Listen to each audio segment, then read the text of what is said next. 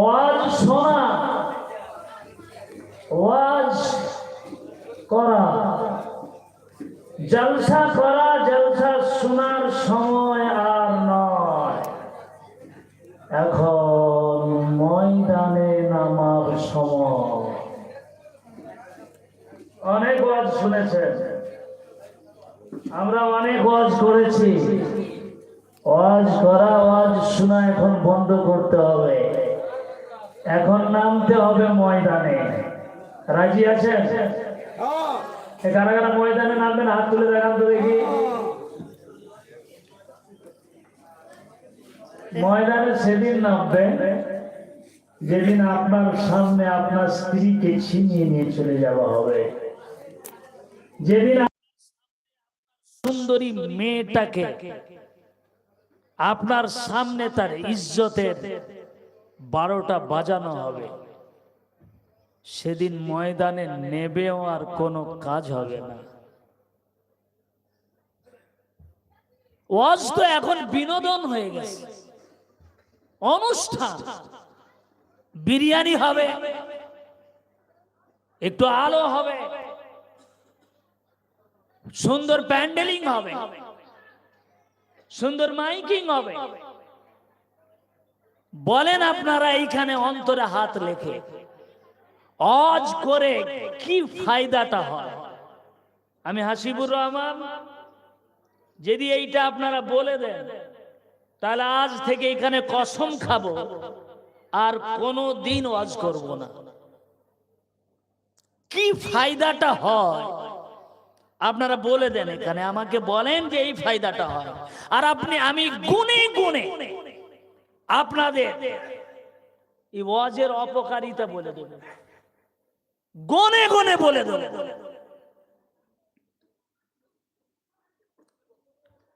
এই গ্রামে জলসা হচ্ছে, এই আশেপাশে জলসা হচ্ছে, একটা দুটা নয়, একটা গ্রামে 5, 7টা 10টা করে জলসা হচ্ছে। আচ্ছা, একটা জলসাতে যদি 5টা নামাজি হয় তাহলে এরকম একটা মসজিদ নয়, কয়েকটা মসজিদ লাগবে। জুবাইর ভাই বলছিলেন, হচ্ছে না। কারণ হলো নিয়ত খারাপ, বক্তারও নিয়ত খারাপ, শ্রোতারও নিয়ত খারাপ, আর কমিটিরও নিয়ত খারাপ। এটা ঠিক না ভুল বলেন? কথা বলেন না, ঠিক না ভুল? বক্তার নিয়ত খারাপ। এখন তো বক্তা আমাকে কোনোদিন দেখবেন না, আমি আমার নাম করছি না, আমি হক কথা বলছি, কোনোদিন দেখবেন না আমার সাথে একটা ইউটিউবার চ্যানেলওয়ালা থাকে, দেখবেন না আমার সাথে। এখন তো ব্যবসা চলছে, ব্যবসা, ধর্মের নামে ব্যবসা। ইউটিউব চ্যানেল নিয়ে ঘোরা হচ্ছে। আর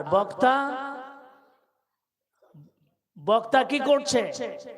নিজের আকর্ষণ বাড়াবার জন্য কোরআনুল কারীমের আয়াত পড়া হচ্ছে।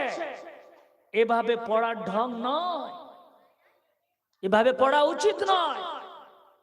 ওয়াকফের জায়গায় ওয়াকফ করতে হবে, যেখানে ওয়াকফ নেই সেখানে টান দিয়ে বারবার ওয়াকফ করা, এটা কোরআন তারতিলের সঙ্গে কোরআন পড়া নয়। এরকম কোরআন পড়া গুনাহ। আমি আপনাদের সামনে আজকে সব ভাঁড় ভাঙবো, কষ্ট হবে আপনাদের। জলসা যদি বন্ধ না করেন, আমি হাসিবুর রহমান আপনাদের বলছি, হ্যাঁ জলসা করতে হবে, কিন্তু ওই ধরনের জলসা করতে হবে। এবার শুনি আপনাদের সামনে আমি বলি, আমাকে কিছুক্ষণ সময় দেবেন তো? ঘন্টা 2 যদি বলি অসুবিধা হবে? কাদের কাদের অসুবিধা হবে নি একবার হাত তুলে দেখান তো দেখি। তাকবীর দেন, নারে তাকবীর, নারে তাকবীর। তাহলে কেন আমাদের পরিবর্তন আসছে না? পরিবর্তন এই জন্য আসছে না, বক্তার ওয়াজে আসর হয় না। এই কান দিয়ে ঢুকে এই কান দিয়ে বেরিয়ে যায়। তার কারণ বক্তা এখান থেকে বলে না, বক্তা বলে এখান থেকে। যখন বক্তা এখান থেকে বলবে আর যেইটা বলে সেইটা যদি আমল করে, তাহলে শ্রোতার স্মৃতি স্পটে একটা একটা কথা জমা হয়ে যায়, আর শ্রোতা আমলিয়াতের জন্য উদ্গ্রীব হয়, উদ্দীপনার সৃষ্টি হয়, শ্রোতা আমলের মধ্যে ঝাঁপ দিয়ে দেয়। আর যখন বক্তা এখান থেকে বলে না, শ্রোতাকে আকর্ষিত করার জন্য, আকৃষ্ট করার জন্য, নিজের দাওয়াত বাড়ানোর জন্য বলে, তখন আসর হয় না। আর বর্তমান শ্রোতারা কেমন? বর্তমান শ্রোতারা একটু সুর চায়, একটু গজল হবে 2-4 মিনিট অন্তর অন্তর, একটু হাস্য কৌতুক হবে, একটু হাসি হবে, এই তো জলসা। আস্তাগফিরুল্লাহ, আস্তাগফিরুল্লাহ, আস্তাগফিরুল্লাহ। আর কমিটির কথা আপনাদের বলি, আপনাদের কমিটি ভালো, আমি অন্যান্য জায়গার কমিটির কথা বলছি। খুব ভালো বড় বক্তা নিয়ে এসছে, অনেক বিরিয়ানি করেছে, খুব সুন্দর করে ওয়াজ করিয়েছে, সেক্রেটারি বাহ দারুণ, একটু নাম হবে। এই তো এরকম যদি করা হয়, ধর্মকে অপব্যবহার করা হচ্ছে। আর এই জন্য তো আমাদের উপরে আপদ বিপদ মুসিবত নেমে আসছে, ঠিক কিনা? এ কথা বলেন। আসুন, আমি এবার আপনাদের সামনে আলোচনায় এগিয়ে যাচ্ছি। আমি আপনাদের অনেকগুলি কথা বললাম, জলসা করার আগেই, ওয়াজ করার আগেই, আলোচনা করার পূর্বেই অনেক কথা বললাম, আমাকে ক্ষমা করবেন, আমি খুব কষ্টের সঙ্গে কথাটা বলছি। আসি। আউযু বিল্লাহি মিনাশ শাইতানির রাজীম। বিসমিল্লাহির রহমানির রহিম।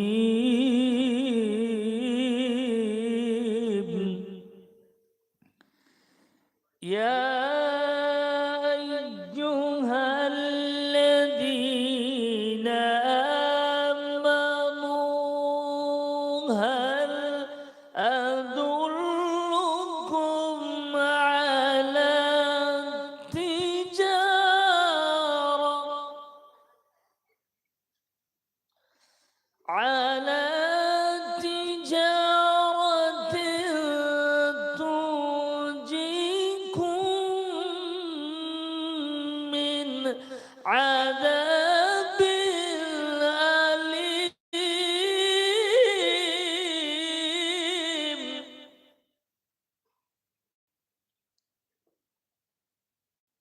تؤمنون بالله ورسوله وتجاهدون في سبيل الله، في سبيل الله أموالكم وأنفسكم، ذلكم خير لكم إن كنتم تعلمون. صدق الله العظيم. اللهم صل على مولانا محمد وعلى آل سيدنا। সম্মানিত আজকের এই সারা রাত্রি ব্যাপী জলসার সম্মানীয় সভাপতি, আমন্ত্রিত ওলামায়ে হাজরাত, আমার সম্মুখে দিনদার ইমানদার পরহেজগার আল্লাহওয়ালা মুত্তাকিন মুমিন মুসলমান ভাইয়েরা, পর্দার অন্তরালে পর্দানশীনা ধার্মিকা সতী সাধবী বহু গুণে গুণান্বিত আমার মা এবং বোনেরা, সকলকে আমার অন্তরের অন্তরস্থল থেকে, অন্তরের গহীন থেকে আমি আরেকবার সশ্রদ্ধ সালাম জানাচ্ছি। আসসালামু আলাইকুম ওয়া রাহমাতুল্লাহ।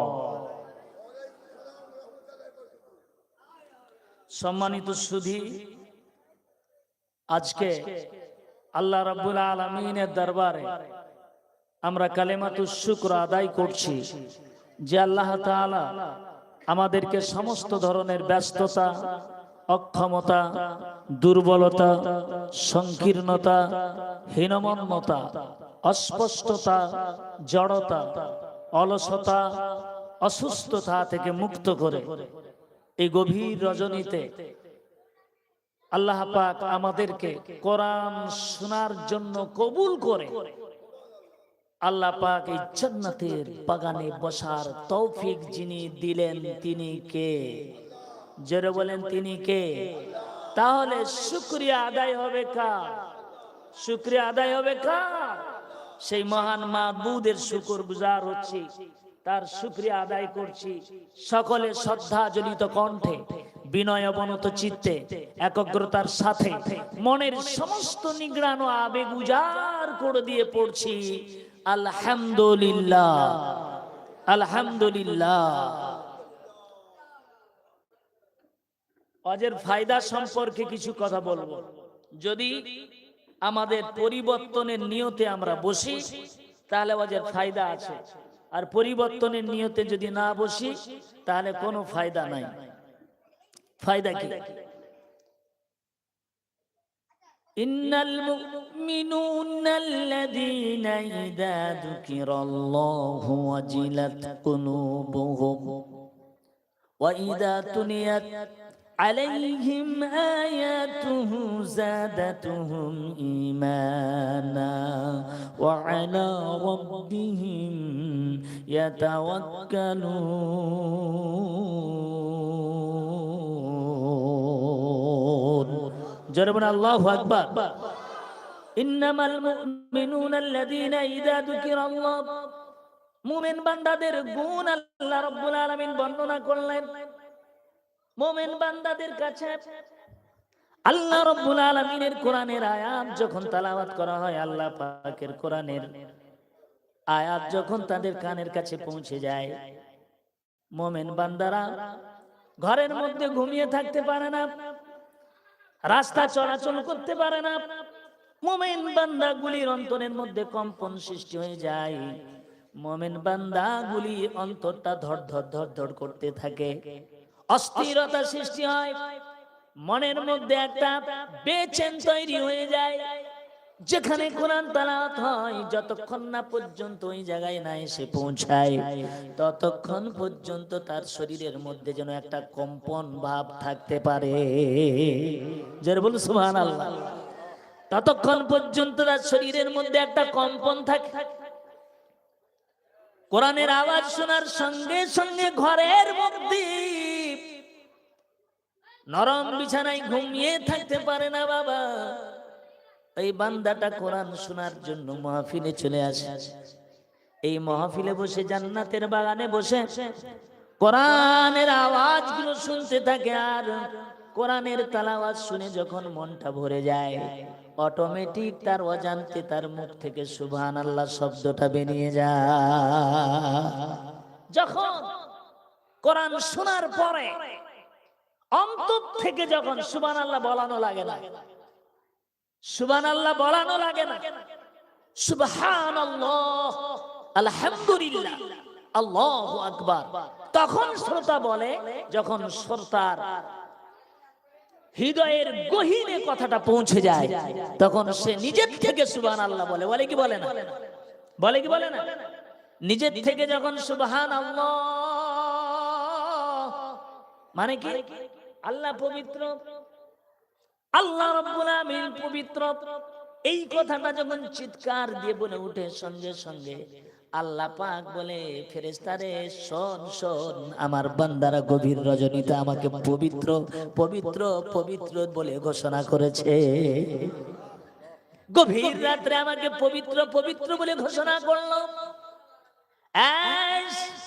ফারিস্তারা সব এই গভীর রজনীতে সব ঘুমায়, তাম পৃথিবীর মানুষ ঘুমালো, তাম পৃথিবীর বান্দাগুলো ঘুমালো, কেউ সচেতন নেই, সব অচৈতন্য অবস্থায় পড়ে আছে। কিন্তু আমার কিছু বান্দা তারা আমার স্মরণে, তারা আমার প্রশংসায়, তারা আমার মহব্বতে আরামের ঘুমটা হারাম করে দিয়ে, বিবির বিছানা ছেড়ে দিয়ে, সমস্ত কাজকে ফেলে দিয়ে গভীর রজনীতে আমাকে পবিত্র আল্লাহ আল্লাহ বলে চিৎকার করলো।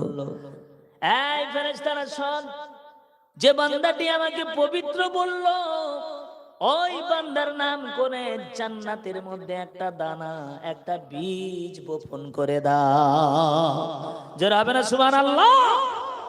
এই গভীর রজনীতে যে বান্দা নরম বিছানা ছেড়ে দিয়ে আমাকে পবিত্র বলে ডাক দিয়েছে, ওই বান্দার নাম ধরে জান্নাতের মধ্যে একটা দানা, একটা বীজ বপন করে দাও। আল্লাহ রাব্বুল আলামিনের অর্ডার শোনার সঙ্গে সঙ্গে ফেরেশতা কি ওই কাজটা করতে বিলম্ব করবে না সঙ্গে সঙ্গে করবে? বিলম্ব করবে? সঙ্গে সঙ্গে করবে। ভাইরা আমার, আল্লাহর ফেরেশতা সঙ্গে সঙ্গে অর্ডার পাওয়ার পর আল্লাহ রাব্বুল আলামিনের এই কথাটা সঙ্গে সঙ্গে বাস্তবায়িত করে জান্নাতের ভিতরে ওই বান্দার নামে একটা দানা, একটা বীজ বপন করে দেয়। সঙ্গে সঙ্গে ওই দানাটা, ওই বীজটা জান্নাতের মধ্যে আপনার অঙ্কুরিত হয়ে জান্নাতের মধ্যে হারি হারি পাতা পল্লবে ভরে যায়। অটোমেটিক গোটা জান্নাতটা হারিয়ালি পাতায় সাবা সবুজ শ্যামলিমায় ভরে যায়। আর ওই পাতাগুলি, ওই গাছগুলি, ওই শাখা প্রশাখাগুলি চুপ থাকে না, সব বলতে থাকে আল্লাহ তুমি পবিত্র। যারা বলে সুবহানাল্লাহ। গাছের প্রত্যেকটা পাতা বলছে সুবহানাল্লাহ, আল্লাহ তুমি পবিত্র, আল্লাহ তুমি পবিত্র, আল্লাহ তুমি পবিত্র। আল্লাহ রাব্বুল আলামিন সব জানেন কি জানেন না? আল্লাহ রাব্বুল আলামিন সব কিছু জানার পর ফেরেশতাকে ডাক দিয়ে বলে, ফেরেশতারা এই জান্নাতের ভিতরে গাছগাছালি হারিয়ারি সবুজ শ্যামলিমা পাতা পল্লব সব যেন আল্লাহ আল্লাহ আল্লাহ আল্লাহ সুবহানাল্লাহ বলে চিৎকার করে। কি ব্যাপার? ফেরেশতারা বলতে থাকে রাব্বুল আলামিন গভীর রজনীতে রাতের ঘুম হারাম করে দিয়ে ওই বান্দাগুলি তোমার নামের প্রশংসা করে তোমাকে পবিত্র বলে ডাক দিয়েছে। আর তোমার ফেরেশতারা করেছে কি, জান্নাতের মধ্যে ওই তার নামে একটা বীজ বপন করে দিয়েছে। আর সেই বীজটাতে এত সুন্দর একটা গাছ হয়েছে যেটা গোটা জান্নাত ভরে গিয়েছে। গোটা জান্নাতের মধ্যে পাতা পল্লবে আর পাতার সবুজ হারিয়ালিতে ওই পাতা পল্লব সবুজ হারিয়ালি সব চুপচাপ থাকে না, তারা যেন বলতেছে আল্লাহ আল্লাহ আল্লাহ আল্লাহ। যারা বলেন আল্লাহ আল্লাহ আল্লাহ আল্লাহ, লা ইলাহা লা ইলাহা লা ইলাহা ইল্লাল্লাহু মুহাম্মাদুর রাসূলুল্লাহ। আল্লাহ রাব্বুল আলামিন ডাক দিয়ে বলেন, ফেরেশতারা এই যে এত পাতা পল্লব জান্নাতের মধ্যে, এত সবুজ শ্যামলিমা, এত হারিয়ালি, এত আমাকে আল্লাহ আল্লাহ বলে ডাক দিলে এত নেকি কত হবে? এদের সব কত হবে? ফেরেশতারা ডাক দিয়ে বলেন, রব্বুল আলামিন পৃথিবীর কোনো কম্পিউটার নাই, পৃথিবীর কোনো মাপার মেশিন নাই, গোনার মেশিন নাই, গনে দিতে পারে এদের নেকি কত। যারা হবে সুবহানাল্লাহ। কত মেশিন, কোন মেশিন নাই, কোন কম্পিউটার নাই, কোন মেধা নাই, কোন প্রজ্ঞা নাই, কোন চিন্তা নাই, চিন্তায় ধরে নিতে পারবে যে এত নেকি হয়েছে। আল্লাহ রাব্বুল আলামিন বলতে থাকবে, ফেরেশতারা তাহলে শোন, কিয়ামতের কঠিন দিন, ইয়াউমা ইয়াফিরুল মারউ মিন আখিহি ওয়া উম্মিহি ওয়া আবিহি ওয়া সাহিবাতিহি ওয়া বানিহি লিকুল্লি রিইম মিনহুম ইয়াওমাইদিন শাআনুন ইউগনি। জোরে বলুন সুবহানাল্লাহ। তো জোরে বলেন না সুবহানাল্লাহ, নারে তাকবীর। জোরে বলেন না নারে তাকবীর। কিয়ামতের কঠিন দিন, যেদিন একটা নেকির জন্য জাহান্নাম তার জন্য ওয়াজিব হয়ে যাবে, একটা নেকি কমের জন্য। একটা নেকি যদি পেয়ে যায় জান্নাতে চলে যাবে। একটা নেকির জন্য ভাইয়ের কাছে যাবে, ভাই পালিয়ে যাবে, স্ত্রীর কাছে যাবে, স্ত্রী ওইভাবে দৌড় মারবে যেভাবে প্রথম বাঘ দেখলে মানুষ যেভাবে দৌড় দেয়। বন্ধুর কাছে যাবে, বন্ধু ওইভাবে দৌড় লাগাবে যেভাবে ভয়ানক বিষাক্ত সাপ দেখলে মানুষ দৌড় দেয়, ওইভাবে বন্ধু পালিয়ে যাবে। চিন্তা করবে ভাই চলে গেল, মা বোন চলে গেল, বন্ধু চলে গেল, কিন্তু জনম দুঃখিনী মা কোনদিন আমাকে ছেড়ে পালাবে না। মাকে বলে গেছি, মা আমি চলে যাচ্ছি, রাত 10টার সময় বাড়ি ফিরবো। রাত 10টা হয়ে গেছে, বিবি খেয়ে ঘুমিয়ে গেছে, সন্তান খেয়ে ঘুমিয়ে পড়েছে, বন্ধু বান্ধব কেউ কল করে না, সব চুপচাপ। কিন্তু জনম দুঃখিনী মা ঘুমাই না, রাস্তার দিকে তাকিয়ে আছে। বৌমা বলছে, শাশুড়ি মা তুমি খেয়ে নাও, তোমার সন্তানের জন্য চিন্তা করো না, তাড়াতাড়ি খেয়ে ঘুমিয়ে যাও, তোমার শরীরটা অসুস্থ। মা বলছে, না না, আমার পেটে কোনোদিন ভাত যাবে না, আমি ঘুমাতে পারবো না, আমার সন্তান 10টা বলে গেছে, কিন্তু 11টা বেজে গেছে, এখনো কেন আসে নাই? রাস্তাঘাট খারাপ, পরিবেশ পরিস্থিতির অবস্থা ভালো নাই, আমার সন্তান এখনো বাড়ি ফিরে না, আমি মা কেমন করে আমি ভাত খেয়ে ঘুমিয়ে যেতে পারি না, হতে পারে না। আমি আমার সন্তানের জন্য যতক্ষণ না পর্যন্ত আমার সন্তান না আসবে, আমার চোখের ঘুম আমার চোখের মধ্যে প্রবেশ করবে না। যেটা হবে না সুবহানাল্লাহ। আরে মা কি করে জানেন? মা বারান্দায় এসে দাঁড়িয়ে ওই রাস্তার দিকে তাকায় থাকে গো, তাকিয়ে থাকে। 11টা বাজলো, 12টা বাজলো, 1টা যখন বেজে গেল, মা রুমের মধ্যে আসে, একটু যেন মনে করে একটু যেন আরাম করে, রুমের মধ্যে এসে বিছানায় মাথা ঠেকায়, বিছানায় পড়ে যায়। আবার বিছানাতে যখন পড়ে যায় তখন দুশ্চিন্তা শুরু হয়ে যায়। আবার বিছানা থেকে বারান্দা, বারান্দা থেকে বিছানা, বিছানা বারান্দা, বারান্দা বিছানা, বিছানা বারান্দা, বিছানা বারান্দা করতে করতে রাত যখন ভোর যখন 4টে বেজে যায়, এইভাবে সারাটা রাত মা সন্তানের জন্য কাটিয়ে দিয়েছে। ফজরের আযান, আসসালাতু খায়রুম মিনান নাওম।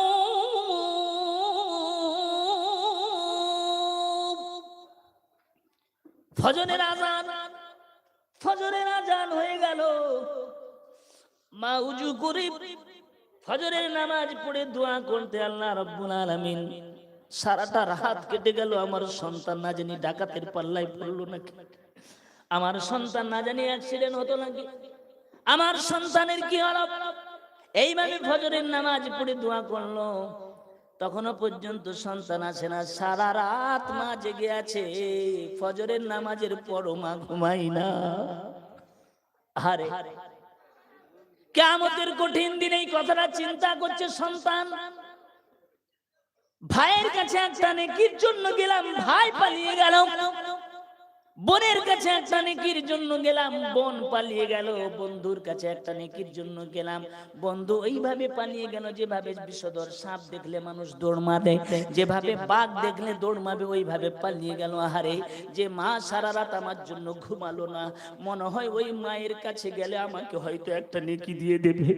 আজ এই ভয়ঙ্কর বিভীষিকাময় দৃশ্যের দিনে আজকে একটা নেকি নিয়ে আমি জান্নাতে দৌড়ে দৌড়ে চলে যাবো, এই চিন্তা করে মায়ের কাছে গিয়েছি। একটা নেকি পেলেই আমি জান্নাতে চলে যাব। ভয়ঙ্কর জাহান্নামের ওই জ্বলন্ত আগুনে আমাকে পড়তে হবে না। যে মা সারা রাত আমার জন্য রাত কাটিয়ে দিয়েছে, বা না খেয়ে সারা রাত আপনার খিদায় ঘুমায় না, সেই মা আমাকে আজকে ফেলে দেবে না, সেই মা আমাকে আজকে দেখে পালিয়ে যাবে না। আমি আজ মায়ের কাছে যে একটা নেকির আবেদন করব, ওই মা আমাকে আজ একটা নেকি দিবে। আজ আমি জান্নাতে আনন্দে আনন্দে জান্নাতের মধ্যে প্রবেশ করব। আরে এই চিন্তা করে মায়ের কাছে গিয়েছে, মা আজকে একটা নেকি দাও দাও দাও দাও। একটা নেকির জন্য জান্নাতে যেতে পারি না, একটা নেকি দাও। মায়ের কাছে যখন যাবে, মা কথাগুলি শুনবে, কিন্তু মা চোখের দিকে তাকাবে না, চোখের দিকে তাকিয়ে থাকবে না। যখন মা কথা শুনবে, সন্তান মনে করবে কথা যেহেতু শুনছে মনে হয় একটু পরে দেবে। দুনিয়াতে যখন মা রেগে যেত, আর অনেকগুলো কথা বলার পরে কিছুক্ষণ পরে মা আবার কোলে ডেকে নিত, আবার ডেকে নিয়ে খাওয়াতো, কিন্তু মনে হয় মা একটু রেগে গেছে, এইবার মনে হয় একটা নেকি দেবে। দুনিয়ার সেই সমস্ত কথাগুলো মনে পড়ছে। মা একটা নেকি দাও গো মা, কাকুতি মিনতি করতে থাকবে। অসুবিধা হচ্ছে আপনাদের? অসুবিধা হচ্ছে? একটা নেকি দাও গো মা, কাকুতি মিনতি করতে থাকবে। মা সেদিন বলতে থাকবে, এইভাবে কানতে কানতে কানতে কানতে একদিন নয়, 2 দিন নয়, 1 বছর নয়, 2 বছর নয়, 500টা বছর কেটে যাবে। কত বছর? 500 বছর কেটে যাবে। আখিরাতের একটা দিন কত বড় লম্বা জানেন? 50 আলফা সানা। দুনিয়ায় 50,000 বছর যত লম্বা, আখিরাতের একটা দিন তত বড় লম্বা। 50,000 বছর যতটা লম্বা, আখিরাতের একটা দিন তত বড় লম্বা। ওইভাবে করে 500 বছর, 500 বছর মায়ের পায়ে ধরে কান্না শুরু করবে, কিন্তু মা তাকাবে না। 500 বছর কেটে যাবার পর মা কি করবে? এই পাটাকে গুড়িয়ে একটা জোরে ফুটবলের মতো লাত মারবে, সন্তান ছিটকে পড়বে অনেক দূরে। মা চিৎকার করে বলবে, তুই আমার সন্তান না। কেন না? আমি দুনিয়ায় তো বিয়ে শাদী করি না। একটা নেকির কত দাম। আজকে আপনারা বসেছেন, নিয়ত যদি ভালো থাকে, এইখানে বসে আজ শুনে নামাজের পাবন্দি হয়ে যাব, জীবনের চরিত্রটাকে বদলাবো, মিথ্যা কথা বলবো না, চিটিংবাজি করবো না, আর সুদ খাবো না, ঘুষ খাবো না, আর এমনি করে বন্ধন লোন নেব না, এমনি করে কোনো গুনার মধ্যে যাব না। এই নিয়ত করে পরিবর্তন হওয়ার উদ্দেশ্যে যদি আপনি বসেন, আর বসে যদি একবার সুবহানাল্লাহ বলেন, আর ওই একবার সুবহানাল্লাহ বলার কারণে আল্লাহ রাব্বুল আলামিন তার ফেরেশতাদের ডাক দিয়ে বলেন, একটা বীজ ওই বান্দার নামে জান্নাতের মধ্যে বপন করে দাও। আর সেই বাবা, এই একটা সুবহানাল্লাহ পড়ার কারণে আল্লাহ রাব্বুল আলামিন আপনাকে জান্নাতে যাবার ফয়সালা দিয়ে দিতে পারে। জোরে হবে না সুবহানাল্লাহ? নারী তাকবীর। আমি শুধু আপনারা যে বসে সুবহানাল্লাহ বললেন, এই সুবহানাল্লাহর যদি ফজিলত বলতে থাকি, সারা রাত কেটে যাবে। ফজরের আজান হওয়া পর্যন্ত কি আপনারা একটু আমাকে টাইম দেবেন? দেবেন তো? আলহামদুলিল্লাহ। আসি, আমি এবার কোরআনের মধ্যে ঢুকবো। আমি আপনাদের বলছি, ওয়াজ বলা, ওয়াজ শোনার সময় নয়, সময় হচ্ছে ময়দানে নামার। আপনারা জানেন, খুব আরামে আছেন, খবর কিছু রাখেন।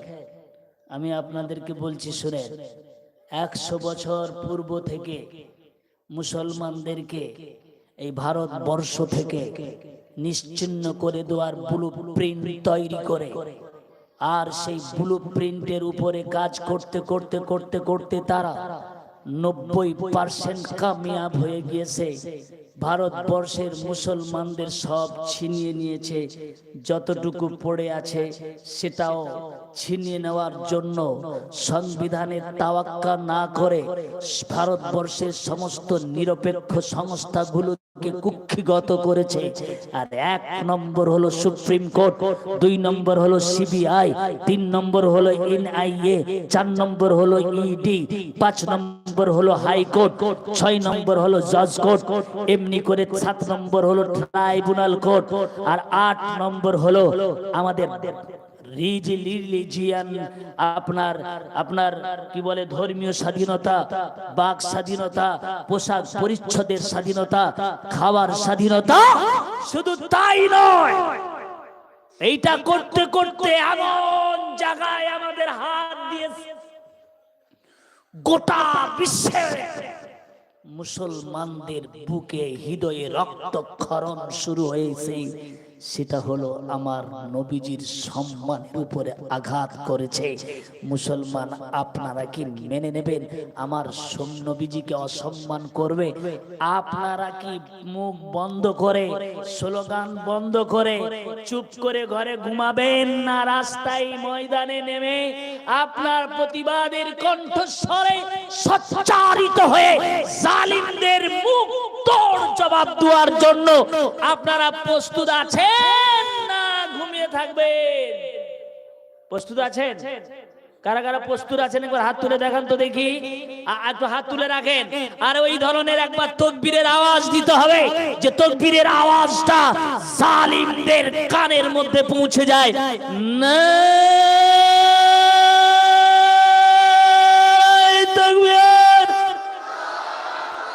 না, এটা মুজাহিদের আওয়াজ না, বীর মুজাহিদের মতো একবার তাকবীর দেন, জালেমদের কানের মধ্যে আওয়াজ যেন চলে যায়। না তাকবীর হয়নি, আর একটু জোরে গলাটা ঝেড়ে নেন। না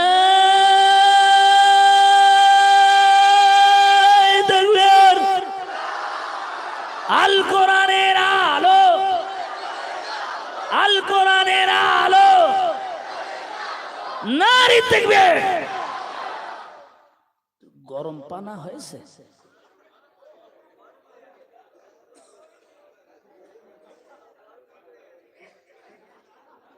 আসল তো কথা হলো এই গভীর রাতে ওয়াজ করা যে কত কষ্ট, যে বক্তা সে বুঝে। গভীর রাত্রে ওয়াজ করতে গেলে অনেক রকম ক্যাপাসিটি লাগে। আচ্ছা শুনেন না, আমরা কি কোরআন মানি গো? কোরআন মানি আমরা? আমরা কোরআন মানি? কারা কারা কোরআন মানেন হাত তুলে দেখান তো দেখি। ভালো করে তুলো, ভালো করে তুলো, ভালো করে তুলো। কোরআন মানে কারা কারা? কোরআন মানে কারা কারা? কোরআন মানে কারা কারা? হাত তুলে, হাত তুলে রাখেন। হাত নামা, সব মিথ্যেবাদী। আমি মিথ্যেবাদী বললাম, আপনারা হাসছে, রাগ হওয়ার কথা তো। কোরআন হাতে নিয়ে আপনাদেরকে মিথ্যেবাদী বললাম, রাগ হওয়ার কথা, কিন্তু রাগ না করে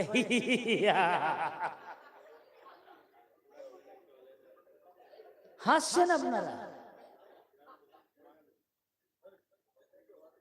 আপনারা মিথ্যে, এবার আপনারা হাসছেন। আমি যেটা বলবো এবার সেটা চামড়া ভেদ করে, মাংস ভেদ করে, ভিতরে যে একটা নাল্লা আছে, নাল্লা হাড্ডির মধ্যে ঢুকবে।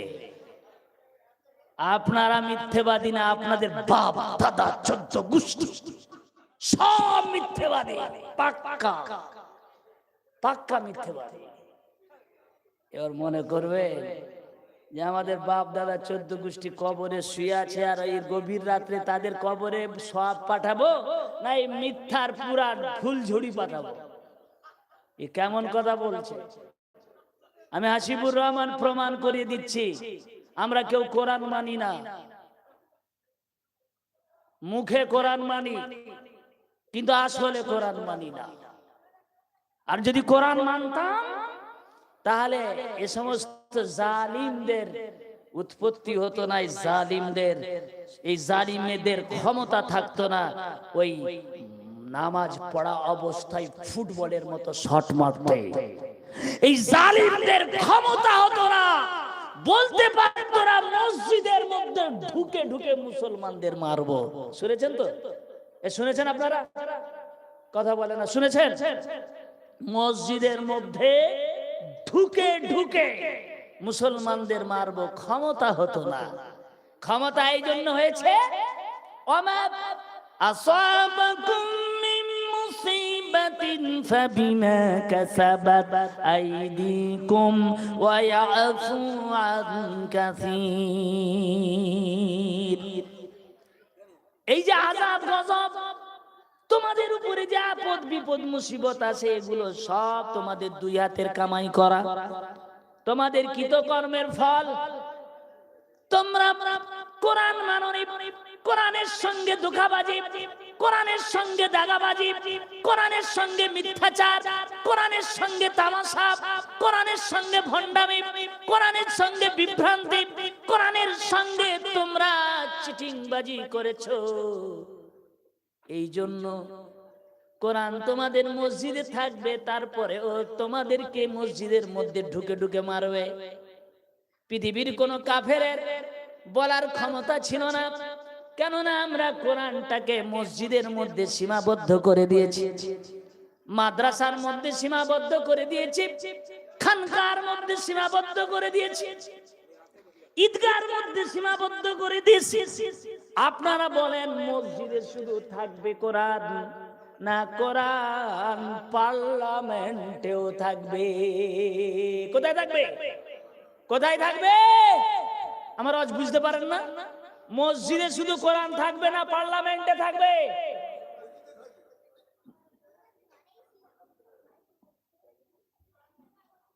তারপরে আমি এখানে আর আজ করতে আসবো না। এই তো আজ বুঝে না, তো আমি কি আজ করব? Only Quran can explain a whole lifestyle of a human being, where all limits of knowledge is, all scientists stop their thinking, where there is no solution of complicated questions. In that case only the word of Allah. জোরে হবে না? জোরে হবে না? সুবহানাল্লাহ। Act as an effective necessity. Only the Quran solves all the problems, all the problems, all the problems of political, economical, religious issues. একবার জোরে হবে না? সুবহানাল্লাহ। কি কোরআন পলিটিক্যাল সমস্যা, রাজনীতির সমস্যা সমাধান করবে কে? জোরে বলতে হবে কে? ধর্মীয় সমস্যা সমাধান করবে কে? ব্যক্তি জীবনের সমস্যা সমাধান করবে কে? পারিবারিক জীবনের সমস্যা সমাধান করবে কে? অর্থনৈতিক জীবনের সমস্যা সমাধান করবে কে? রাষ্ট্রীয় জীবনের সমস্যা সমাধান করবে কে? আন্তঃরাষ্ট্রীয় জীবনের সমস্যা সমাধান করবে যিনি, সেই কিতাবের নাম কি? জোরে বলেন কি? কোরআন। আর যেই কিতাবটা আন্তঃরাষ্ট্রীয় জীবনের সমস্যার সমাধান করে, যেই কিতাবটা রাষ্ট্রীয় জীবনের সমস্যার সমাধান করে, যেই কিতাবটা আপনার অর্থনৈতিক জীবনের সমস্যার সমাধান করে, যেই কিতাবটা পারিবারিক জীবনের সমস্যার সমাধান করে, যেই কিতাবটা আপনার ব্যক্তি জীবনের সমস্যার সমাধান করে, সেই কিতাবটাকে জোজদানের মধ্যে পেঁচায়া, জোজদানের মধ্যে জড়ায়া, কাপড় টুকরার মধ্যে ভালো করে বেঁধে দিয়ে মসজিদে বা ঘরের তাকের মধ্যে আপনারা ফেলে রাখি। ঠিক না ভুল বলেন? কোরআন এই জন্য আসে না। কোরআন কিসের জন্য আসছে জানেন? Only Quran can explain a whole lifestyle of a human being. Quran হচ্ছে তামাম বিশ্ব মানবতার জন্য একটা পূর্ণাঙ্গ জীবন ব্যবস্থা। যারা হবে না সুবহানাল্লাহ, নারে তাকবীর। আমার বন্ধুগণ, আমার ভাইরা, এইবার যে কথাটা বলবো আপনাদের অসুবিধা হচ্ছে আপনাদের?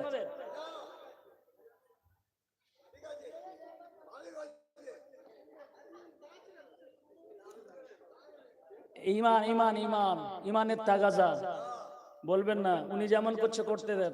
এটা বাংলাদেশ নয় যে বক্তার ঘাড়ে উঠে দাঁড়াবে। বাংলাদেশের শ্রোতারা এমন বক্তার ঘাড়ে উঠে দাঁড়াবে। আবার ওইটা যখন হচ্ছে না, তখন কি করে প্যান্ডেলের খুঁটি ধরে প্যান্ডেলের খুঁটির একদম সামিয়ানা টামিয়ানা ছিঁড়ে ছাড়ে রুম দাম করে পড়ে যায়।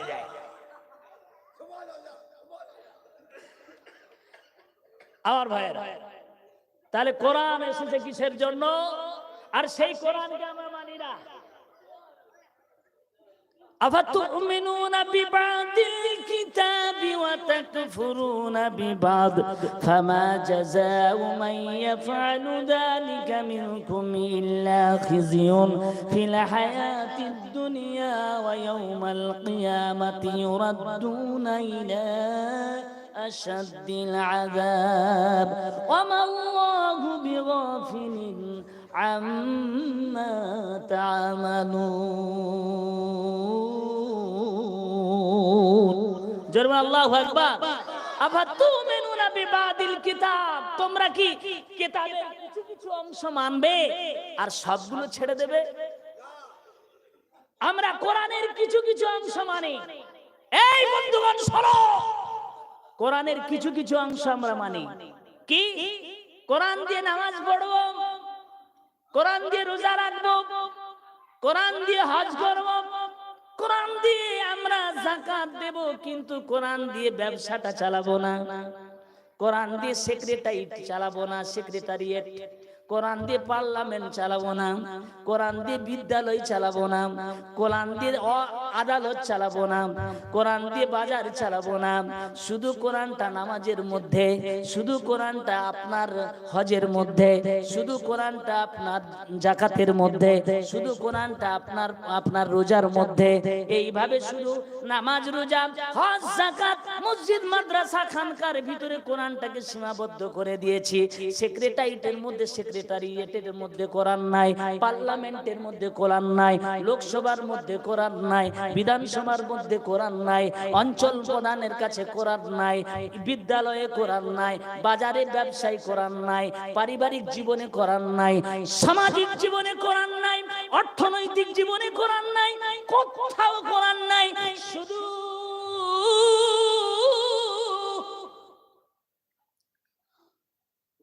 আলহামদুলিল্লাহি রাব্বিল আলামিন আর রহমানির রহিম মালিকি ইয়াউমিদ্দিন ইয়্যাকা না'বুদু ওয়া ইয়্যাকা নাস্তাঈন ইহদিনাস সিরাতাল মুস্তাকিম সিরাতাল লাযীনা আন'আমতা আলাইহিম গায়রিল মাগদুবি আলাইহিম ওয়ালাদ-দাল্লিন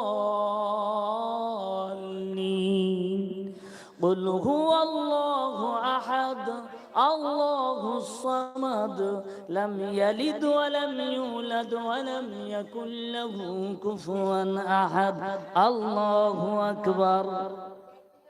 খুব সুন্দর করে কিরাত করে। আর নামাজের পরে নামাজ থেকে বেরিয়েছি, নামাজের মধ্যে কি পড়লাম? ইয়্যাকা না'বুদু, তোমারই ইবাদত করি, ওয়া ইয়্যাকা নাস্তাঈন, তোমারই কাছে সাহায্য প্রার্থনা চাই।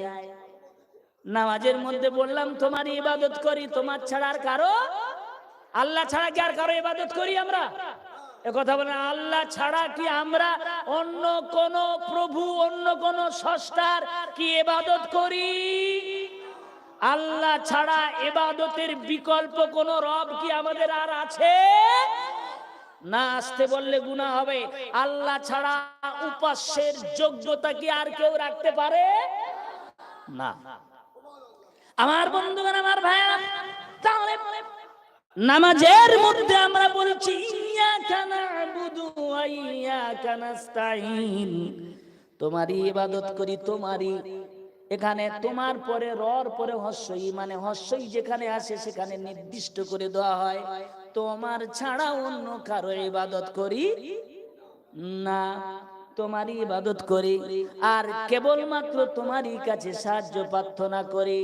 আমরা যখন অসুখ হয়, আমাদের যখন বিমার হয়, আমরা যখন কষ্টের মধ্যে পড়ি, বিপদের মধ্যে পড়ি, তখন আমরা ডাক্তারের কাছে দৌড়ে যাই, কোনো মানুষের কাছে টাকা ধার করতে চলে যায়। কোরআন কিন্তু এটা বলে না, যখন তুমি বিপদের মধ্যে পড়বে সঙ্গে সঙ্গে ডাকবে কাকে? ডাকবে কাকে? আল্লাহকে ডাকবে। আর 2 রাকাত নামাজ পড়ে আল্লাহ রাব্বুল আলামিনের কাছে ডাকার পর, আল্লাহকে বলার পর, এইবার তুমি জমিনের মধ্যে ছড়ায়া যাও। জোরে বলো সুবহানাল্লাহ, নারী থাকবে। যে আয়াতটা আমি পড়ছিলাম সেই আয়াতের দিকে আমি যাব ইনশাআল্লাহ, কেননা আপনাদের দরকার বর্তমান সমাজের মধ্যে, বর্তমান সমাজে যে বিপদ আসছে, সেই বিপদের জন্য এই আয়াতটা আমাদের খুব জরুরি দরকার। এই আয়াতের উপরে আমল করতে হবে।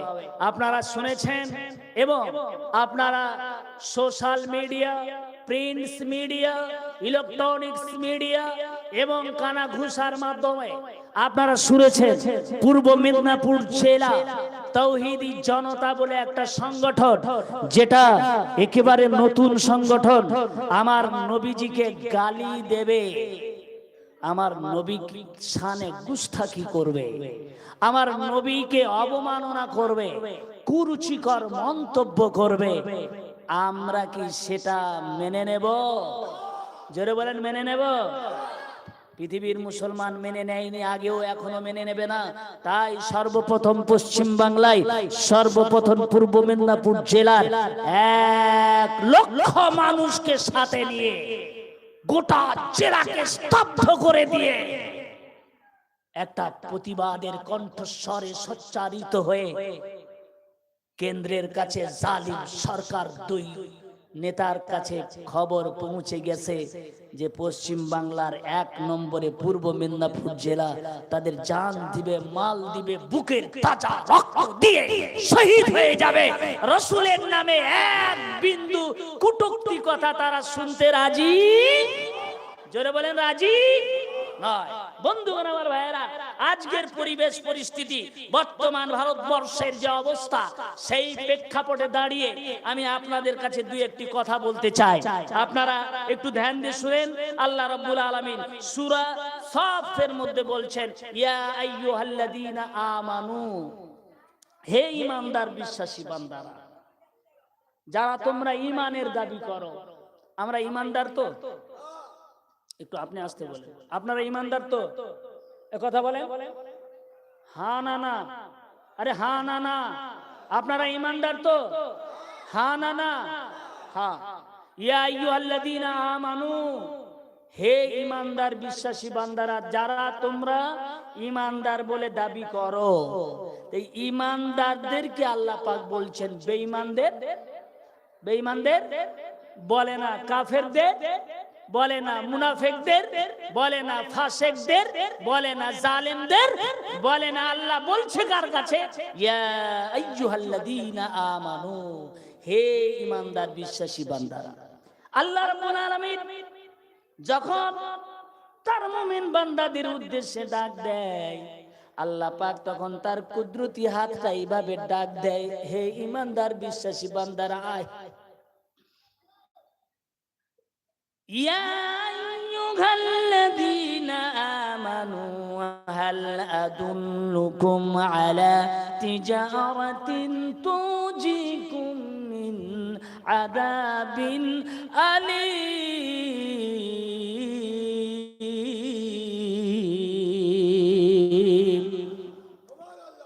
হে ঈমানদার বিশ্বাসী বান্দারা, তোমরা যারা ঈমানের দাবি করো, আমি তোমাদেরকে কি একটা কথা বলে দেব না? কথাটা কার?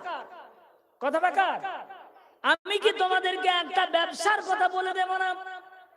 আমি কি তোমাদেরকে একটা বাণিজ্যের কথা বলবো না? একটা তিজারতের কথা কি বলবো না? আল্লাহ পাক বলছেন তোমাদেরকে একটা তিজারতের কথা, একটা ব্যবসার কথা, একটা বাণিজ্যের কথা বলে দেব না? তারপরে আল্লাহ পাক বলছেন এমন একটি ব্যবসার কথা, এমন একটি তিজারতের কথা, এমন একটি বাণিজ্যের কথা তোমাদেরকে বলতে যাচ্ছি, যে এই ব্যবসা, যে বাণিজ্য, যে তিজারতরা করলে পীড়াদায়ক, যন্ত্রণাদায়ক শাস্তি থেকে তোমরা মুক্তি আর রক্ষা পেয়ে যাবে। যারা হবে না সুবহানাল্লাহ। এমন একটা ব্যবসার কথা আমি আল্লাহ বলতে যাচ্ছি।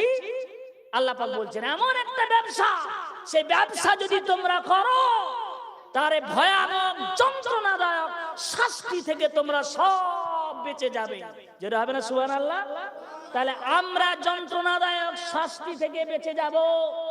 আল্লাহ পাক সেই রকম একটা সুন্দর ব্যবসার কথা আল্লাহ বলতে চান। আল্লাহ পাক স্বয়ং আমাদের সঙ্গে সেই ব্যবসা করবেন। আমাদের সঙ্গে ব্যবসা করবে কে? জোরে বলেন কে? আল্লাহ ব্যবসা করবে। আপনারা কাপড়ের ওস্তাগার, দর্জি মানুষ, ব্যবসা করার জন্য সারা রাত কষ্ট করেন, সুখ নাই, শান্তি নাই, কত যন্ত্রণা, কত ব্যথা, কত বেদনা। একজন ভাই আমাকে বলছিল 5 টাকা 10 টাকা লাভে কাজ ছেড়ে দিতে হয়, কাপড় ছেড়ে দিতে হয়। এত কষ্ট করে বানালাম, এত সুন্দর দামি কাপড় কিনলাম, এত সুন্দর সেলাই করলাম, স্যাম্পল এত সুন্দর তৈরি করলাম, তারপরে এমন অবস্থা হয় 5 টাকা 2 টাকা দামে ছেড়ে দিতে হয় লাভ রেখে। আমি যদি না দেই অন্য কেউ দেওয়ার জন্য তৈরি। কত যন্ত্রণা, কত ব্যস্তা, কত কষ্ট। এই ব্যবসার মধ্যে কিন্তু আল্লাহ রাব্বুল আলামিন, আমরা ব্যবসা করি কার সাথে ব্যবসা করি? আমরা ব্যবসা করি আমাদের যিনি উপরের ব্যবসাদার আছে, আমাদের যিনি আমাদের কাছ থেকে মাল কিনেন, তার সঙ্গে ব্যবসা করি। সেই লোকটা কেমন, তার চরিত্র কেমন আমরা জানি না, আর আমাদের চরিত্র কেমন ওই লোকটাও ঠিক মতো জানে না। যখন অনেক দিন ব্যবসা করি, একে অপরের চরিত্র সম্পর্কে আমরা জানতে পারি, তখন আমাদের যখন চরিত্র সম্পর্কে জানা হয়ে যায়, তখন কিন্তু ব্যবসার মধ্যে একটা বিশাল ফাটল ধরে। এক অপরের চরিত্র যখন বুঝতে পারি, গোপন চরিত্র যখন সামনে চলে আসে, ওই কিন্নেবালা তখন আমার থেকে সরে যায়, বা বেচনেবালা আমিও তার থেকে সরে যাই। এমনটা হয় কি হয় না? জোরে বলো, হয় কি হয় না? কিন্তু আল্লাহ রাব্বুল আলামিন যার সঙ্গে ব্যবসা করবেন, তার চরিত্র আগে বলছেন কেমন তার চরিত্র হবে। এই চরিত্র মানুষের ছাড়া আমি আল্লাহ কারোর সঙ্গে ব্যবসা, বলেন, আমি আল্লাহ কারোর সঙ্গে, আল্লাহ কার সঙ্গে ব্যবসা করবেন তার চরিত্রের কথা বলে দিয়েছেন। কি চরিত্র? তার চরিত্র কেমন হবে? ব্যবসা কে করবে? আল্লাহ করবে। তো আল্লাহ যার সঙ্গে ব্যবসা করবে? আরে সুদখোরের সঙ্গে, ঘুষখোরের সঙ্গে, জানাখোরের সঙ্গে, বেঈমানের সঙ্গে আল্লাহ ব্যবসা কার সঙ্গে করবে? শুনেন, আল্লাহ কার সঙ্গে ব্যবসা করবে তার চরিত্রের কথা আল্লাহ বলছেন। আলিফ লাম মিম যালিকাল কিতাবু লা রাইবা ফীহি হুদাল লিল মুত্তাকিন আল্লাযীনা ইউমিনুনা বিল গায়বি ওয়া ইউকিমুনাস সালাতা ওয়া মিম্মা রাযাকনাহুম ইউনফিকুন। জোরে বলুন আল্লাহু আকবার। ইউকিম, মুত্তাকিন,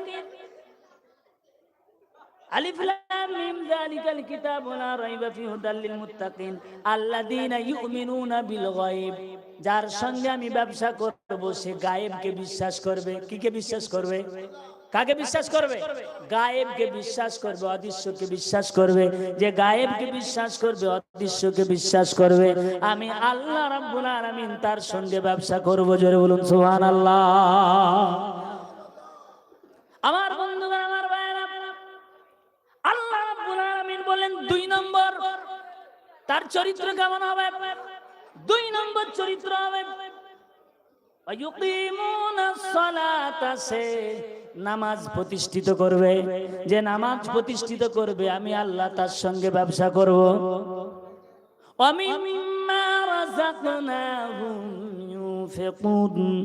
আর সে তার উপার্জিত অংশ থেকে, উপার্জিত রোজগার থেকে সে আমি আল্লাহর রাস্তায় ব্যয় করবে। জোরে বলুন সুবহানাল্লাহ। জোরে বলুন না সুবহানাল্লাহ। এই তিনটা চরিত্র যার হবে আমি আল্লাহ তার সঙ্গে ব্যবসা করব। এবার আল্লাহ কি ব্যবসা করবে শুনেন আমার ভাইরা, এই অসুবিধা হচ্ছে আপনাদের? আপনি আপনি চুপ করেন, অসুবিধা হচ্ছে? একটু ভালো করে আমি তাফসীর করতেছি, একটু শুনেন ভালো। এই তিন চরিত্রের অধিকারী যারা হবে আল্লাহ তার সঙ্গে ব্যবসা করবে। তেজা রাতিন তুজিকুম মিন আযাবিন আলীম তুমিনুনা বিল্লাহ। আল্লাহর প্রতি ঈমান আননেওয়ালা। এখন আল্লাহর প্রতি ঈমান কারা, কাদের ঈমানটা এমন প্রগাঢ় এবং তাওয়াক্কুল, এমন সুন্দর ঈমান, ওই সুন্দর ঈমানওয়ালা ছাড়া তাদের সঙ্গে আল্লাহ পাক ব্যবসা করবেন না। সুন্দর ঈমান, ঈমান কেমন হতে হবে আমি আপনাদের সামনে একটা ঘটনা আপনাদের কাছে বলি। আপনারা শুনেছেন বেলাল রাদিয়াল্লাহু তাআলা আনহুর কথা, তার ঈমানটা কেমন ছিল। হযরতে বেলাল রাদিয়াল্লাহু তাআলা আনহু উমাইয়া ইবনে খালফের কাছে একটা গোলাম ছিলেন। বেলালকে দেখতে কেমন ছিল? কুচকুচে কালো, এত কালো, এত কালো, শুধু কালো নয়, তার চুলটা ছিল উস্কো খুস্কো, ঠোঁটটা ছিল মোটা মোটা মোটা মোটা, আর এত কালো। বেলাল রাদিয়াল্লাহু তাআলা আনহু যখন হাসতেন তার শুধু দাঁত দেখা যেত, গোটা মুখমণ্ডল কালোর জন্য দেখা যেত না। এই বেলাল রাদিয়াল্লাহু তাআলা আনহু উমাই ইবনে খালফের একটা গোলাম ছিল।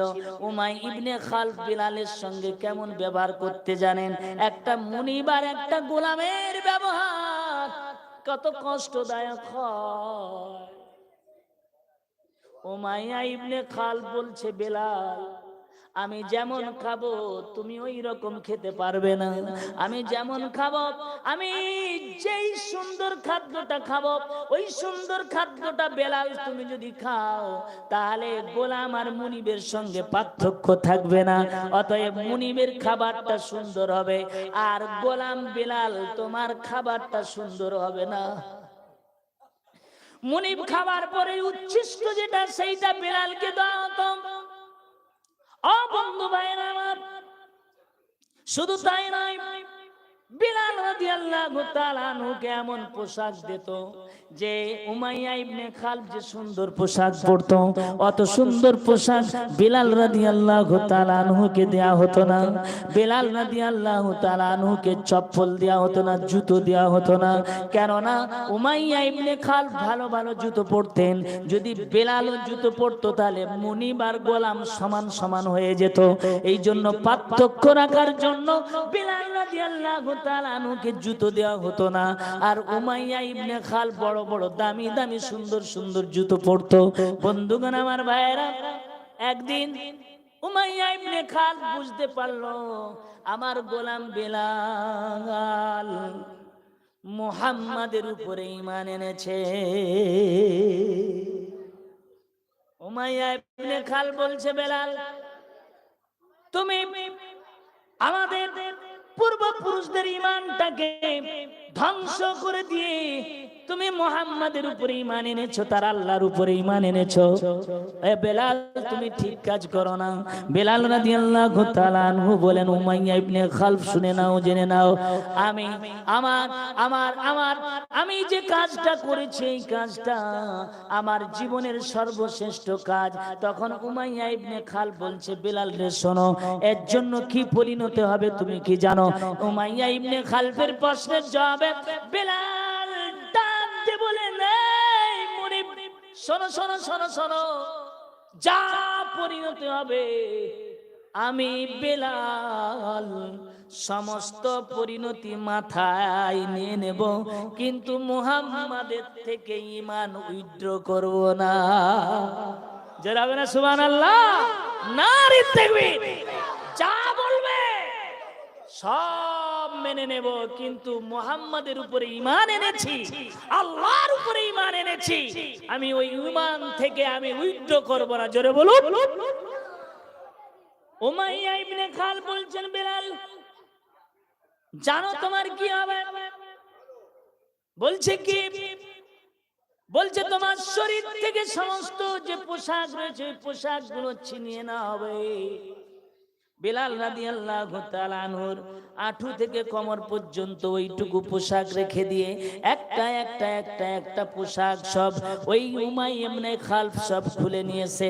উমাইয়া ইবনে খালফ সমস্ত পোশাক খুলে নিয়েছে, শুধু আঁঠু থেকে কোমর পর্যন্ত একটু পোশাক রয়েছে ইজ্জত ঢাকা। আমার বন্ধুগণ, আমার ভাইজানেরা, এমন সময় উমাইয়া ইবনে খালফ বলছে, বেলাল এরপরে কি হবে তুমি কি জানো? বেলাল রাদিয়াল্লাহু তাআলা আনহু বলছেন, না না না, তুমি যা করবে আমি তা মাথা পেতে মেনে নেব, কিন্তু আমার আল্লাহ এবং রাসূলের উপরে যে ঈমান এনেছি ওই ঈমান থেমে আগে আমি এক বিন্দু নড়ব না। জোরে হবে না সুবহানাল্লাহ? নারে তাকবীর! ওই ঈমান থেকে আমি এক বিন্দু নড়ব না। আপনি একটু চুপ থাকেন না ভাই, চুপ থাকেন, এরকম করলে আওয়াজ হবে। হযরত বেলাল রাদিয়াল্লাহু তাআলা আনহু কে এবার কি করা হলো জানেন?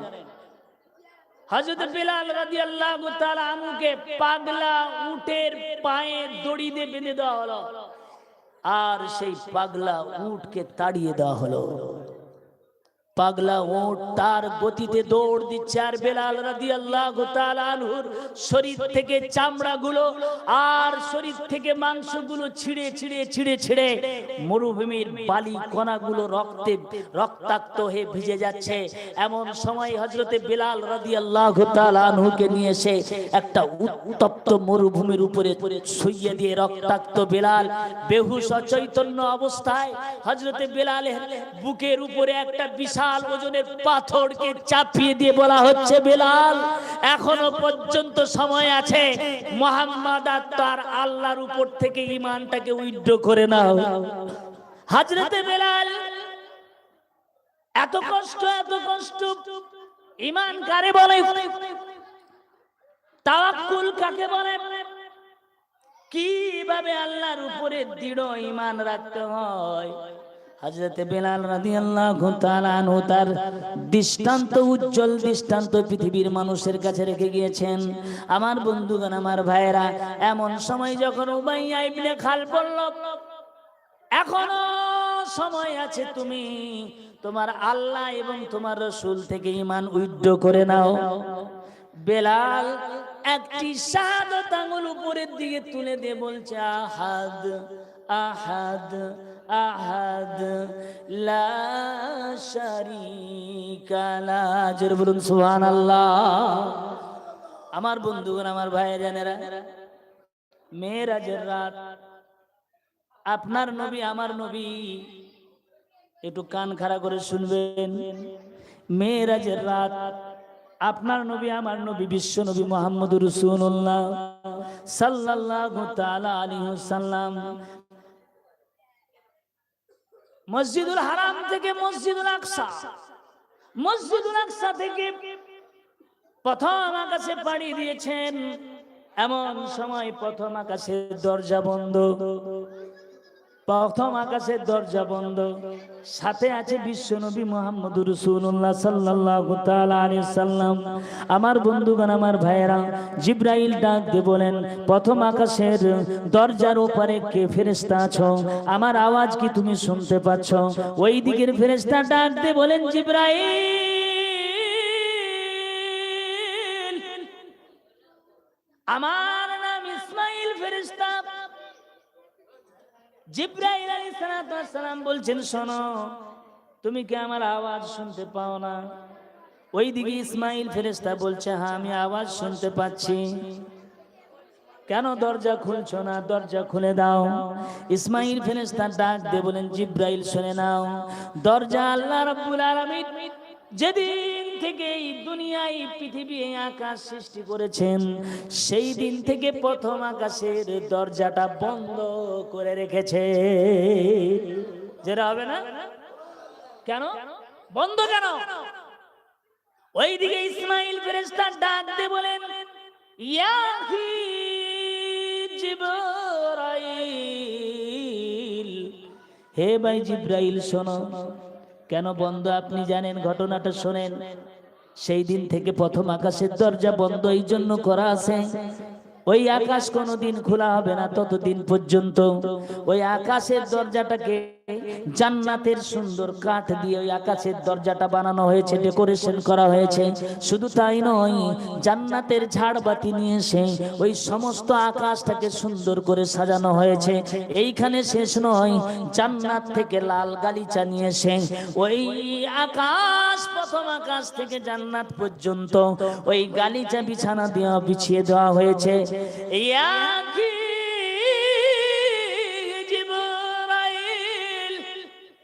শুধু তাই না গো, জান্নাত থেকে কাঁচা ফুল নিয়ে এসে ছিটিয়ে দেওয়া হয়েছে। শুধু তাই নয়, জান্নাতের হুরগুলো সারি সারি দাঁড় করিয়ে দেওয়া হয়েছে। এত সুন্দর করে সাজানো হয়েছে।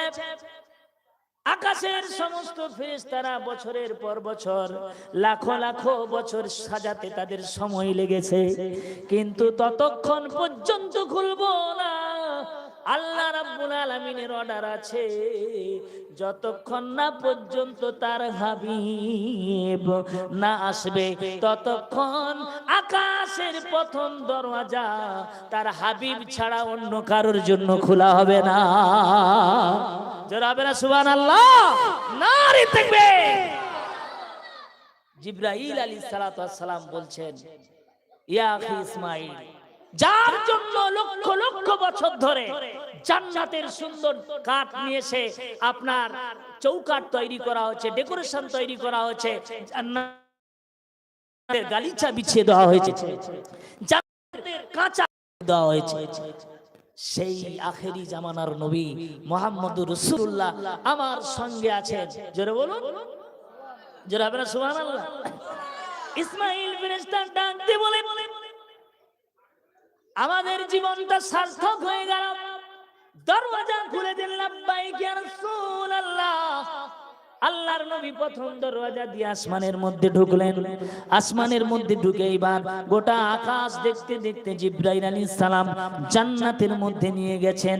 জান্নাতের আগে জাহান্নাম দেখিয়েছেন, জাহান্নাম দেখিয়ে জান্নাতের মধ্যে প্রবেশ করাবেন। এমন সময় জান্নাতের চৌকাঠের মধ্যে আপনার নবী আমার নবী পা দিয়েছেন।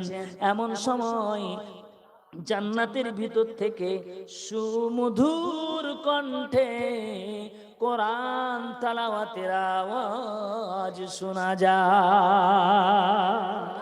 যারা বলুন না সুবহানাল্লাহ। জান্নাতের মধ্যে থেকে কোরআন তেলাওয়াতের আওয়াজ শোনা যাচ্ছে। বিশ্ব নবী বলছেন, জিবরাইল, আল্লাহ তো ওয়াদা করেছেন আমি মুহাম্মদুর রাসূলুল্লাহ সাল্লাল্লাহু আলাইহি সাল্লাম জান্নাতে প্রবেশ করার আগে কেউ জান্নাতে প্রবেশ করতে পারবে না। তাহলে জান্নাতের মধ্যে কে কোরআন তেলাওয়াতের আওয়াজ, কার কণ্ঠে এত সুন্দর সুমধুর আওয়াজ? অসুবিধা হচ্ছে আপনাদের? কার কণ্ঠে সুমধুর আওয়াজ? আমি জান্নাতের ঢোকার আগে কে প্রবেশ করলো? জিবরাইল আলাইহিস সালাম ডাক দিয়ে বলেন, ইয়া রাসূলুল্লাহ, গত রাতে একটা ঘটনা ঘটে গেল। বলে কি ঘটনা? জিবরাইল বলছেন, ইয়া রাসূলুল্লাহ, যার কণ্ঠের আওয়াজ জান্নাতের মধ্যে আপনি সুমধুর সুতি কণ্ঠে আপনি কোরআন তেলাওয়াতের আওয়াজ শুনছেন, একটু কান লাগায়া শুনেন। এই আওয়াজটা আপনার পরিচিত আওয়াজ কিনা, এই আওয়াজটা আপনার জান পেহচান वाला আওয়াজ কিনা। আল্লাহর নবী সুন্দর করে কোরআন তেলাওয়াতের আওয়াজ শুনলেন। শুনে বলছেন, ইয়া আখি জিবরাইল, হ্যাঁ হ্যাঁ হ্যাঁ হ্যাঁ, এই আওয়াজটা তো আমার খুব পরিচিত আওয়াজ, আমার খুব পরিচিত আওয়াজ। এই আওয়াজ তো আমার একটা গরিব সাহাবী, আমার একজন বাচ্চা সাহাবী হারিস বিন নোমানের আওয়াজ। জিবরাইল আলাইহিস সালাম বলছেন, ইয়া রাসূলুল্লাহ, হারিস বিন নোমান কাল রাতের বেলা একটা ঘটনা ঘটিয়ে দিয়েছে। বলে কি ঘটনা বলো? জিবরাইল আলাইহিস সালাম বলছেন, ইয়া রাসূলুল্লাহ, হারিস বিন নোমান কি করেছে? গভীর রজনীতে মা ডাক দিয়ে বলছেন, নোমান, আমাকে পিপাসা লেগেছে, পিপাসার যন্ত্রণায় কলেজা ফেটে যায়। নোমান রে, গভীর রাত্রে আমি কাউকে পাচ্ছি না, নোমান তুমি জলদি করে আমার জন্য এক গ্লাস পানি নিয়ে এসো। গভীর রজনীতে নোমান ছোট্ট বাচ্চা ঘুমিয়ে আছে অঘোর নিদ্রায়। এমন সময় মায়ের মুখের আওয়াজ, পানির আওয়াজ কানে ভেসে আসলো। অঘোর নিদ্রায় ঘুমানো নোমান ঠিক মতো বুঝতে পারে না, কিন্তু ঘুমটা ভেঙে গেছে। চিন্তা করছে এটা কার আওয়াজ। অনেকক্ষণ পরে চিন্তা করলো এটা তো আমার মায়ের আওয়াজ। মায়ের ঘরের মধ্যে, মায়ের রুমের মধ্যে গলার আওয়াজ দিয়ে প্রবেশ করে বলছে, মা আমি অঘোর নিদ্রায় ঘুমিয়েছিলাম, বুঝতে পারি না আপনি কতবার ডেকেছেন আমি তো জানি না। জাগ্রত থাকলে অবশ্যই একবার ডাকার সঙ্গে সঙ্গে দৌড়ে আসতাম, কিন্তু কতবার আপনি ডেকেছেন আমি বুঝতে পারি না। মা মাফ করে দাও, আমি এসেছি গভীর রজনীতে, আপনি ডাক দিয়েছেন, বলেন কি করতে হবে। নোমান ইবনে আপনার হারিস ইবনে নোমান বলছেন, তার মা বলছেন, নোমান রে আমাকে পিপাসা লেগেছে, এক গ্লাস পানি নিয়ে এসে আমাকে দাও। সুবহানাল্লাহ হবে না? এক গ্লাস পানি নিয়ে এসে দেওয়া হলো। মা পানি পান করলেন। পানি পান করার পরে হারিস